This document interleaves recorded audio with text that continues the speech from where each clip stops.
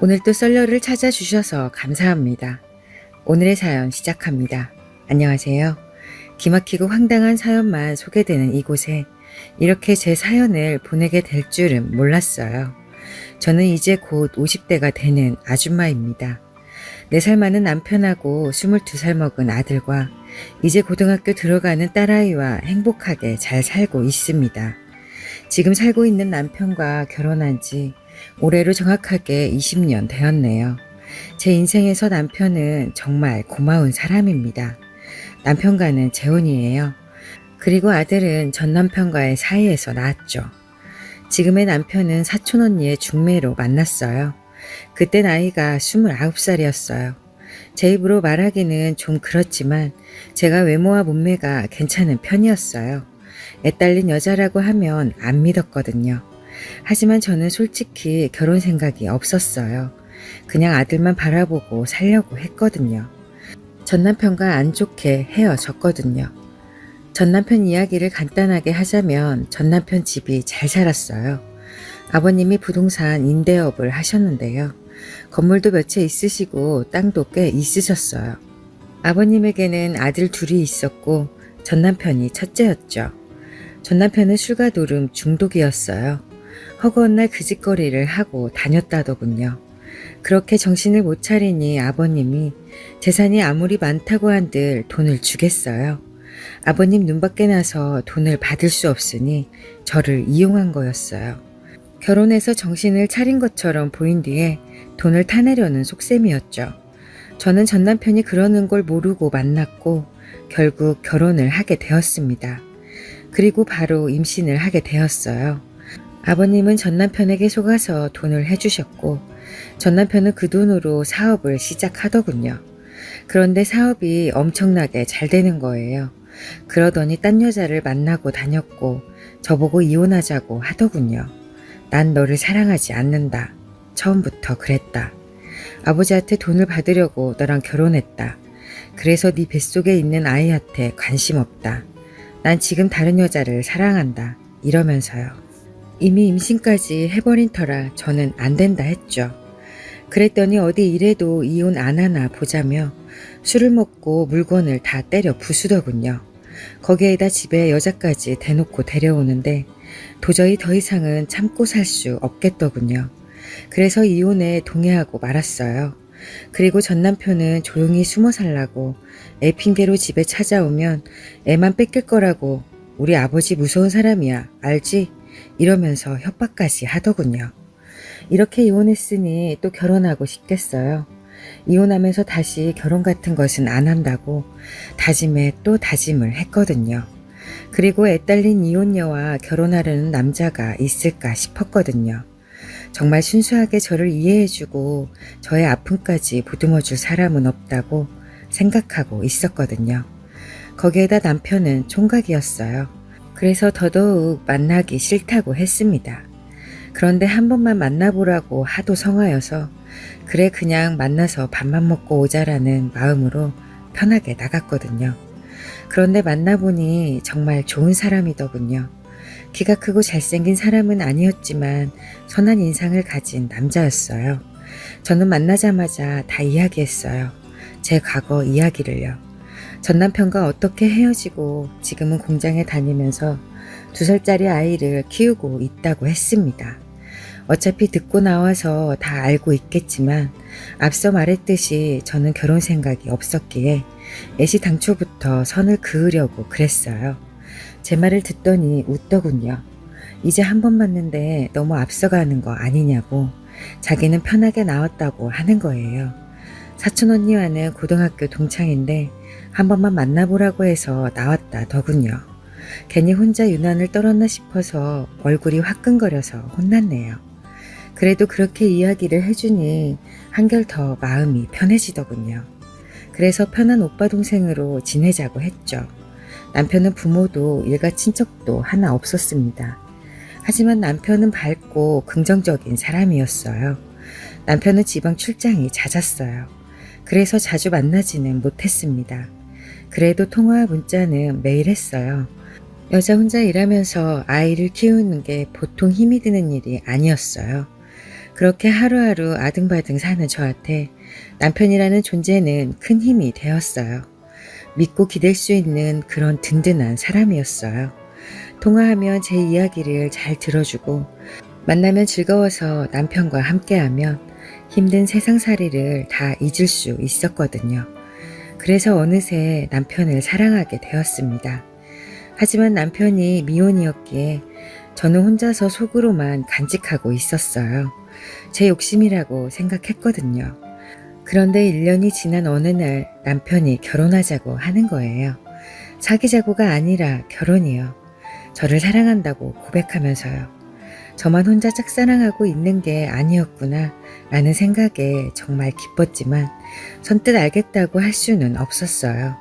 전 혼자가 아니라 아이가 있었으니까요. 그래서 싫다고 했습니다. 남편은 좋은 사람이었기 때문에 저보다 더 좋은 사람 만나서 행복한 결혼 생활 하기를 바랬거든요. 남편이 자기가 싫으냐고 묻길래 아니라고 했어요. 그럼 혹시 이혼과 아이 때문이냐고 하길래 그렇다고 했죠. 그랬더니 바로 결혼 날짜를 잡자고 하더군요. 그렇게 남편하고 결혼을 하게 되었습니다. 남편과의 결혼 생활은 정말 행복했어요. 무엇보다 남편은 아들한테 정말 잘합니다. 아들을 진심으로 아끼고 사랑해서 하고 싶다는 것은 다 해주거든요. 정확한 속사정을 모르는 주위 사람들은 남편이 아이의 친아빠가 아니라는 사실을 모를 만큼 정말 잘하네요. 결혼 후 남편과 저 사이에서 딸이 태어났지만 남편은 편애하지 않고 똑같이 대했습니다. 그래서 남편한테 정말 고맙다고 말하면 아빠가 자식한테 잘하는 게 당연한 거지 그런 소리 하지 말라고 하네요. 아들도 남편이 자기 친아빠가 아니란 사실을 알고 있습니다. 남편의 생각이었어요. 재혼할 당시에 아들은 3살이었어요. 저는 전 남편과 아들을 임신한 채로 이혼해서 아들은 전 남편을 한 번도 본 적이 없습니다. 그래서 지금의 남편과 결혼할 때 아이한테 남편을 친아빠라고 해도 됐을 텐데 괜히 나중에 알게 되어서 상처를 받는 것보다 처음부터 아는 것이 더 나을 거라고 아들에게 사실대로 다 알려주자고 했죠. 그리고 아이가 상처를 받지 않도록 우리가 더 사랑으로 키우면 된다고 했어요. 남편은 현명하고 올바른 저희 집 기둥입니다. 그런 사람하고 아이들 키우면서 행복하게 서로 사랑하고 20년을 살았네요. 하지만 1년 전 친정 아빠가 사기를 당했어요. 그래서 길바닥에 나앉게 생겼었어요. 그때 남편이 나서서 다 해결했습니다. 자식들 결혼자금에 보태주려고 들었던 적금까지 깼습니다. 저는 남편에게 정말 미안했어요. 하지만 남편은 돈이야 또 벌면 된다고 신경을 쓰지 말라고 하더군요. 저는 조그만 식당을 하고 있었어요. 전에는 손님이 많았습니다. 하지만 근처에 다른 식당들이 많이 생기면서 매출이 뚝 떨어졌어요. 가게 문을 열면 손의 일 정도였어요. 그렇다고 문을 닫을 수는 없었습니다. 그래서 메뉴 변화도 시도해 보았지만 손님이 늘지 않았어요. 제가 벌어서 남편의 짐을 덜어줘야 하는데 그러지를 못하니 걱정이었습니다. 이런 식으로 가다가는 가게 문을 닫아야 했죠. 그런데 얼마 전에 갑자기 전 남편이 아들의 친아버지란 작자가 찾아온 거예요. 점심시간이 지나 잠깐 쉬고 있었어요. 그런데 그 인간이 들어왔고 태연히 음식을 주문하는 거예요. 제 얼굴을 빤히 쳐다보면서요. 저는 그 뻔뻔한 태도에 너무 화가 나서 당신 같은 인간한테 줄 음식 따위는 없으니까 당장 나가라고 다신 오지 말라고 했습니다. 그랬더니 그 인간이 무릎을 꿇고 잘못했다고 용서를 하라고 하는 거예요. 당황스럽더군요. 그때 저를 이용만 하고 쫓아냈으면서 20년 만에 찾아와서 그러는데 왜 그러나 싶었거든요. 그 인간은 자기가 살 날이 얼마 안 남았다고 하더군요. 저를 내쫓고 그 여자와 결혼을 했지만 그 여자는 허영심이 가득한 여자였대요. 그래서 결혼 생활 내내 싸웠다더군요. 결국 헤어지고 그 이후로는 혼자 살면서 일만 하고 살았대요. 그런데 얼마 전에 병원에 갔다가 간암 말기 시한부 선고를 받은 거죠. 이렇게 죽을 때가 되고 보니까 옛날에 저랑 아들을 버린 것이 너무 후회가 된다고 하더군요. 그래서 죽기 전에 모든 걸 원래대로 돌이키고 싶다는 거예요. 곧 죽을 텐데 자식이라고는 하나밖에 없다고 재산을 아들에게 물려주고 싶다는 거예요. 그러려면 아들을 자기 호적에 올려야 된대요. 그게 무슨 소리냐고 헛소리 하지 말라고 했죠. 어차피 죽는 마당에 돈이 다 무슨 소용이냐고 당연히 내 아들에게 물려줘야 하지 않겠냐며 그렇게 되면 당신한테도 좋은 일 아니겠냐. 가게 어려운 거 다 안다. 법적으로 내 자식이 되는 거지 이제까지 당신이 키웠으니까 당신 아들인 거는 변화 없다고 하는 겁니다. 그 말을 듣자 솔직히 망설였습니다. 저는 아들에게 물려줄 게 아무것도 없잖아요. 그 말대로 하면 전 남편의 재산을 받게 되고 그러면 아들의 인생은 돈 걱정은 하지 않고 편하게 살 수 있게 되잖아요. 그래서 생각할 시간을 조금 달라고 했습니다. 전 남편은 오래 못 기다린다고 일주일 있다가 다시 오겠다고 하더군요. 저는 남편에게 말하지 않고 고민했어요. 전 남편이 말한 일주일이 다 되어 가는데도 어떻게 해야 좋은 것인지 결론이 안 나더군요. 그래서 남편에게 사실대로 이야기했어요. 제 이야기를 들은 남편은 안 된다고 하더군요. 돈이 인생의 전부냐고, 돈 많다고 행복하냐고, 돈 때문에 자식을 팔 수 있냐고 하면서요. 그리고 아들이 다 커서 성인이니 우리끼리 이야기해서 결정할 문제가 아니니 아들에게 사실대로 이야기하고 아들이 원하는 대로 하자고 하더군요.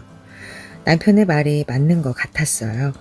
그래서 아들과 딸이 있는 자리에서 이야기를 했습니다. 남편은 아들에게 우리는 내가 어떤 결정을 해도 이해한다. 내가 어디에서 어떤 모습을 하고 있어도 내 아들인 것은 변하지 않는 사실이라고 우리에게 미안해서 마음과는 다른 결정을 내리지 말라고 했습니다. 아들은 충격을 받았는지 고개를 숙인 채 아무 말 없이 한참 동안 고민을 하더군요. 그러더니 싫다고 돈 때문에 부모를 버릴 수는 없다고 하는 거예요. 누가 남편 아들 아니랄까 봐서 하는 말이 제 아빠랑 똑같았어요. 남편은 후회하지 않겠냐고 했고 아들은 절대 후회하지 않는다고 했습니다. 역시 제가 며칠 동안 고민하고 고민해도 도저히 결론을 낼 수 없었던 문제를 남편은 단번에 현명하게 해결한 거였어요. 홀가분한 마음으로 가게에서 일하고 있는데 전 남편의 아버님이 저를 찾아오신 거예요. 저는 깜짝 놀랐어요. 아들을 뺏어가려고 아버님까지 나섰나? 라는 생각이 들었거든요. 그런데 아버님이 하신 말씀은 충격이었어요. 일단 전 남편이 죽을 병에 걸렸다는 것은 전 남편이 지어낸 거짓말이었어요. 전 남편은 20년 전에 저를 내쫓으면서 가족들에게는 제가 다른 남자와 바람나서 아이까지 지우고 도망갔다고 말했더군요. 그 여자와 애 없이 금방 헤어진 거는 맞고요. 그리고 결혼은 하지 않고 이 여자 저 여자 만나면서 살았대요. 그런데 하던 사업이 1년 전에 쫄딱 망했대요.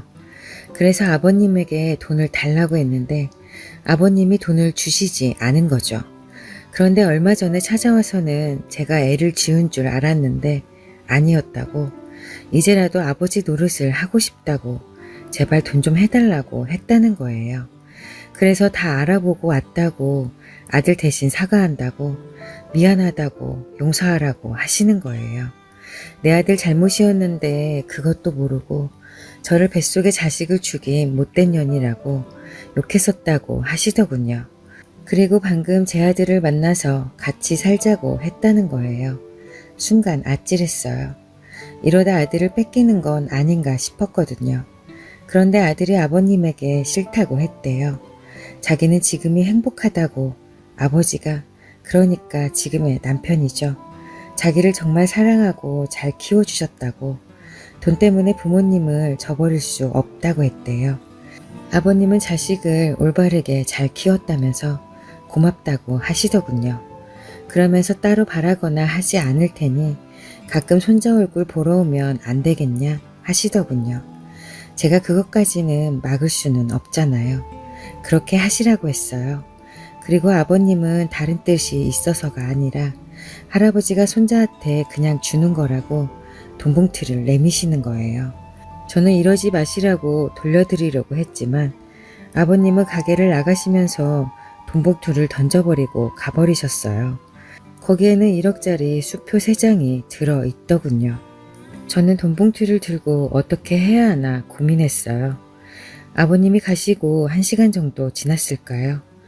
전 남편이 환자복을 입은 채로 나타났어요.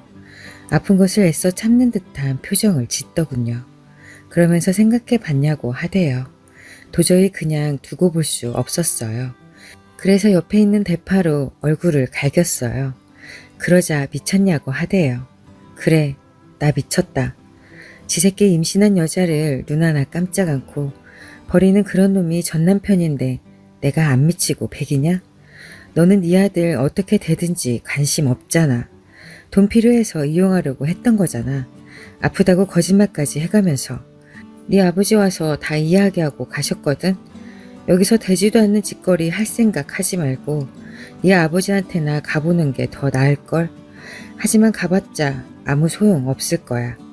너한테 땡전 한 푼 안 준다고 그러시더라. 라고 했습니다. 그랬더니 내 아들 내가 찾겠다는데 네가 뭔 상관이냐고 소리를 지르는 거예요. 그런 놈하고 더 대화할 이유가 없었죠. 그래서 빨리 꺼지라고 했더니 내 아들 내놓기 전에는 못 간다고 하며 들어놓을 기세였어요. 험한 꼴 당하기 싫으면 당장 가라고 했어요. 마음대로 하라고 하대요. 그래서 옆에 있는 국자를 들어서 전 남편 머리를 한 대 쳐버렸어요. 한 대 맞더니 전 남편은 불이 나게 도망가대요. 그날 밤 남편에게 돈봉투 받은 사실을 말했죠. 남편은 당장 가서 돌려주자고 했지만 제가 그 돈은 그냥 받아서 아들을 주자고 남편을 겨우 설득했어요. 그럼 남편은 그 돈은 쓰지 말고 잘 가지고 있다. 아들이 돈 필요로 할 때 주자고 하더군요. 그리고 남편은 만약에 받았던 돈을 빌미로 그쪽 집에서 내 아들을 걸고 넘어지면 당장 돌려줄 거라고 했습니다. 여기까지가 얼마 전에 제가 겪은 기가 막힌 일입니다. 전 남편이 다시 찾아오면 국자 한 방이 아니라 진짜 본때를 보여주려고 하는데 아직까지는 나타나지 않고 있네요.